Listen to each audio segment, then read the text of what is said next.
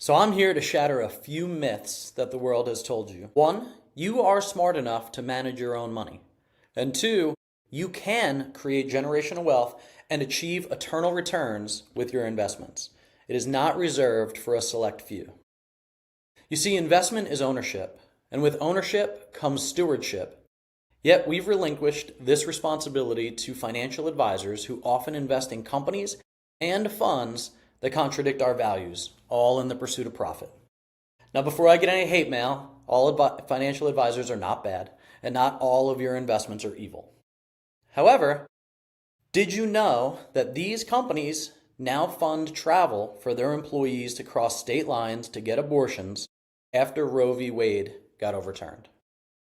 And these companies support LGBT programs for youth. And it's all funded by our 401ks, our mutual funds, and our investment portfolios.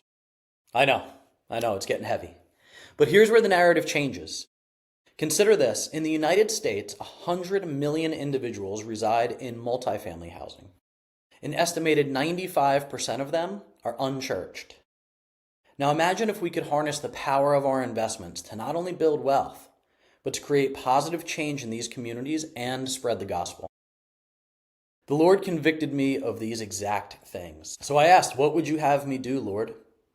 And here's what he said. First, we give a portion of company revenue to a donor-advised fund that donates to kingdom-building nonprofits such as Think. We've been able to save kids from trafficking, combat the trans agenda against our kids, get involved in the fight for righteousness. Baptist missionary William Carey famously once said, "If you hold the rope, I will go into the pit."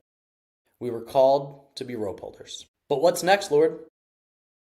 Second, we give free apartments to on-site ministers who love the tenants and create a culture of community.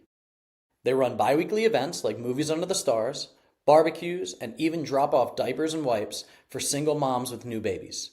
They're working to make a better living experience for the residents. So what's next, Lord? Finally, we partner with local churches to create a multifamily ministry, bridging the gap between the church and the community. They're doing prayer walks, they're doing Bible studies on site, they're inviting tenants to men's and women's groups, and even supplying free tutoring to kids on site during the summers so that they don't fall behind. They're praying with tenants. They're inviting them to church. And then it hit me. He's showing us how to take territory physically, financially, and spiritually. And we call it investing with purpose.